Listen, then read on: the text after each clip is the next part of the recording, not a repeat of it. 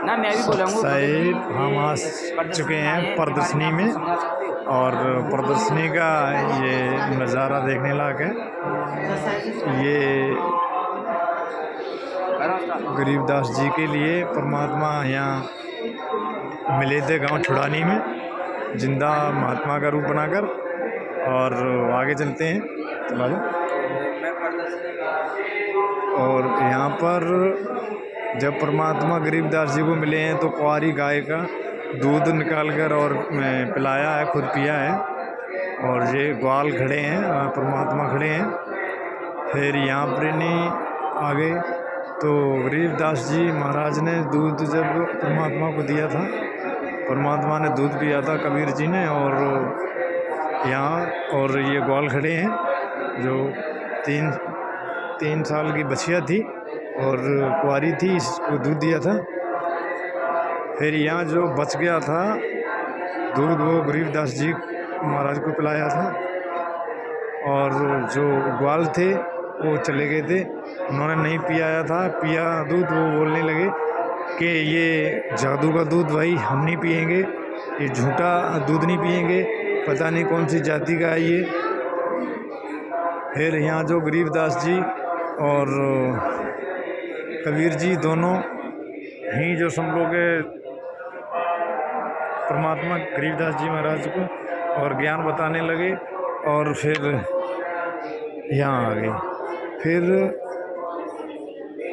गरीबदास जी महाराज को वहाँ से लेकर और यहाँ आए थे तो धर्मराज के लोक में लेके आए थे। और उनका जो लोक है दिखाया था तो धर्मदास जी धर्मराज कबीर परमेश्वर को देखकर और छोटा उठकर सिंहासन छोड़कर खड़े हो गए थे। और यहाँ बोलने लगे कि भाई मेरे जो अनुयायी हैं उनका जो लेखा झोंका है लेना नहीं है, वो कागज फाड़ दो। यहाँ फिर गरीबदास जी महाराज को कबीर परमेश्वर जिंदा महात्मा के रूप में लेकर आए थे और अपने लोक में दिखाया था आकर। और वहाँ से चलकर फिर यहाँ आए थे तो कबीर परमेश्वर जो थे जो इधर बैठे थे तो गरीबदास जी बोले कि ये भगवान हैं और जो नीचे से आया है वो इनका कोई देव है। और फिर यहाँ पर नहीं आकर गरीबदास जी के सामने ही जो जिंदा महात्मा के रूप में परमात्मा गए थे वो सिंहासन पर बैठ गए थे। और कबीर परमेश्वर कबीर साहब जो सिंहासन पर बैठे थे वो छबर करने लगे। फिर आ गए यहाँ पर आकर जो नीचे जो कबीर थे वो जिंदा महात्मा के रूप में ही परिवर्तन हुए, दोनों एक ही हो गए और गरीबदास जी के सामने ही। और फिर वहाँ शरीर जो गरीबदास जी महाराज का था तो उसके लिए मृत्यु घोषित कर दिया और वो चिता में लगा दिया। और अग्नि लगाने के लिए तैयार हो गए तो कबीर परमात्मा ने उनकी आत्मा के लिए कबीर जी के अंदर प्रवेश कर दी और चिता में उठ के बैठ गए।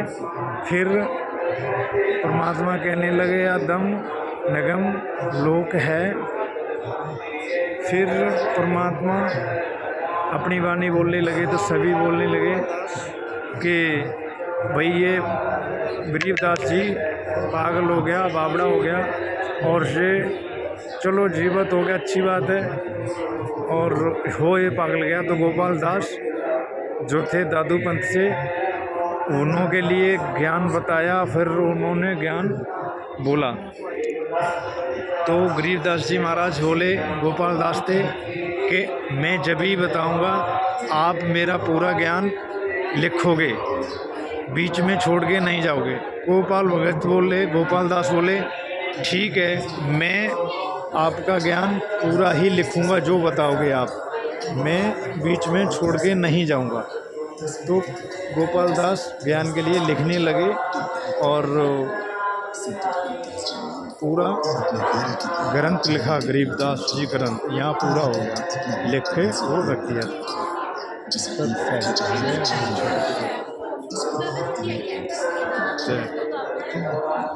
सतगुरुदेव की जय।